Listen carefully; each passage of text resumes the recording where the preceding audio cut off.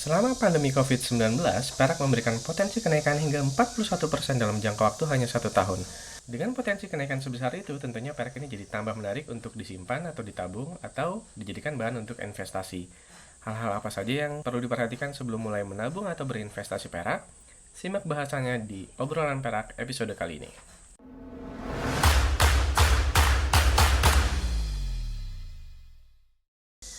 Assalamualaikum warahmatullahi wabarakatuh. Halo teman-teman, apa kabar? Semoga semuanya selalu dalam keadaan sehat walafiat ya. Selamat datang kembali di channel TS Silver. Di obrolan perak episode yang lalu, kita sudah lihat bagaimana performa perak sebagai salah satu instrumen investasi atau instrumen pelindung nilai bisa melampaui performa emas selama masa pandemi COVID-19. Buat teman-teman yang belum lihat videonya bisa cek link di atas ya. Nah, jadi selama kurang lebih 1 tahun, dari periode Juli 2020 sampai Juli 2021, perak ini memberikan potensi keuntungan hingga 41% ya, jauh melampaui emas yang justru mengalami penurunan tipis sebanyak 0,5% di periode yang sama. Nah, dengan potensi kenaikan yang sebesar itu, tentunya perak ini jadi tambah menarik ya buat dijadikan instrumen yang bisa ditabung maupun digunakan untuk investasi. Di episode kali ini, Teh Silver akan coba sharing hal apa saja yang perlu diperhatikan sebelum kita mulai menabung atau berinvestasi di perak. Nah, yang pertama adalah dari segi harga belinya ya. Kalau untuk perak ini, dia kenapa bisa jadi alternatif yang baik? Karena pertama harganya masih sangat murah, relatif murah. Akan tetapi, teman-teman juga harus perhatikan premiumnya ya, atau preminya. Jadi, produk perak ini dia sangat bervariasi. Preminya juga sangat bervariasi dari yang rendah sampai yang sangat tinggi gitu. Untuk item-item yang sifatnya koleksi biasanya preminya itu sangat tinggi. Akan tetapi walaupun untuk yang koin generik ya, koin yang generik itu koin yang umum, dia preminya itu masih tetap jauh lebih tinggi dibandingkan dengan premi di logam mulia seperti emas. Nah, sekarang kalau misalnya kita coba lihat ya. Nah, jadi ini saya ada contohnya ya. Saya ambil data dari situs APMEX, American Precious Metal Exchange. Ini data per tanggal 16 Juli 2021.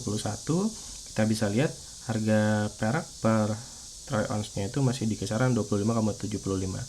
Kemudian masih di situs yang sama, mereka juga jual produk-produk koin generik ya, ada AC, Britannia, Maple, Philharmonic, Kangaroo.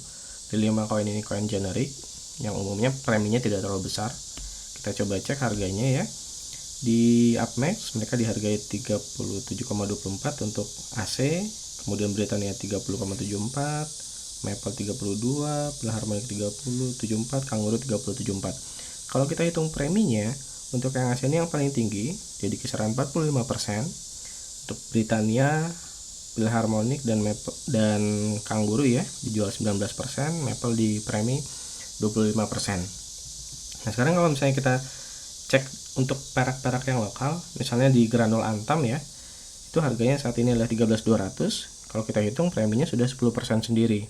Kemudian untuk yang perak batangan 250 gram ya, ini saya hitung sudah termasuk PPN, itu totalnya jadi 50% preminya. Dan untuk produk yang lagi hit, iSilver 100 gram, kalau kita hitung itu preminya ada di kisaran 64% seperti itu.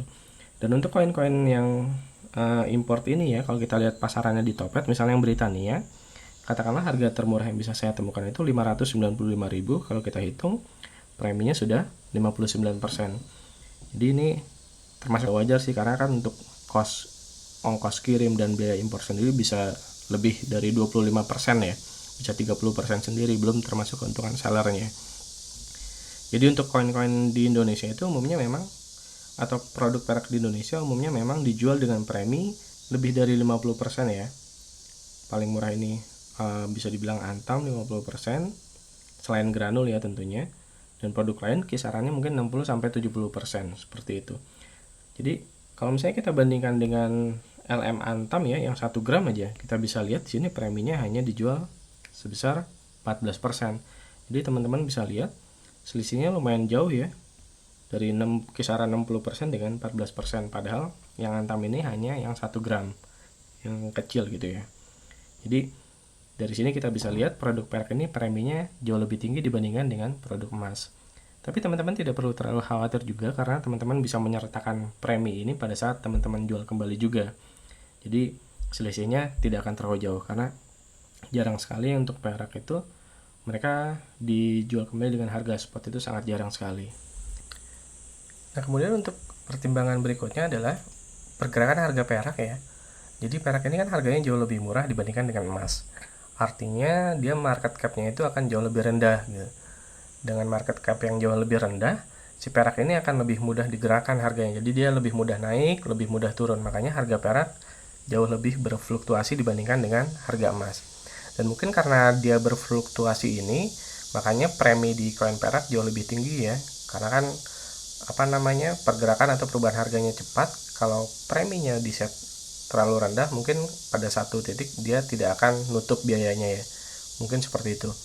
Nah, kan tetapi kalau saya perhatikan di Indonesia ya, perak ini justru jauh lebih stabil dibandingkan dengan emas, karena umumnya para pedagang koin perak di Indonesia tidak update harga secara harian seperti emas ya. Jadi harganya jauh lebih stabil. Dia baru berubah ketika perubahan harga perak dunia itu terjadi secara drastis ya. Nah, untuk di Indonesia makanya nggak perlu khawatir karena relatif lebih stabil untuk harganya, dan bahkan cenderung naik ya, karena umumnya pada saat turun orang-orang pada hold, nggak akan jual peraknya, jadi nggak banyak beredar di pasaran. Nah, untuk yang ketiga itu terkait dengan likuiditas ya. Untuk perak memang kelihatan masih tidak seliquid emas, artinya kalau emas kan kita bawa kemana-mana orang pasti lebih banyak yang menerima, tapi kalau perak tidak sebanyak itu. Tapi untuk perak ini kalau saya bisa sharing, dia likuiditasnya tidak hanya bergantung pada harga yang kita tawarkan, tapi juga desain. Jadi biasanya kalau desainnya lebih unik atau lebih menarik gitu ya, lebih langka misalnya, itu akan jauh lebih cepat laku gitu. Dengan harga yang bagus tentunya ya, akan jauh lebih liquid dibandingkan dengan desain yang biasa-biasa saja. Seperti itu. Tapi teman-teman tidak perlu khawatir karena pengalaman saya tidak terlalu sulit untuk menjual perak. Banyak teman-teman yang sudah mulai tertarik dengan perak, dan saat ini juga banyak grup-grup diskusi perak. Salah satunya teman-teman bisa cek di link di bawah ya.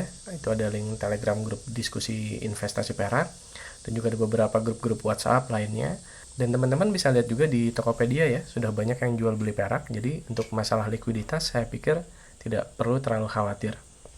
Dan untuk yang keempat atau terakhir adalah masalah penyimpanan ya. Jadi kalau misalnya kita beli emas, itu kan umumnya kita beli dan kita simpan agak lebih bebas ya, cukup simpan di tempat yang aman, sudah beres. Tapi untuk perak, dia perlu perlakuan ekstra. Karena kenapa?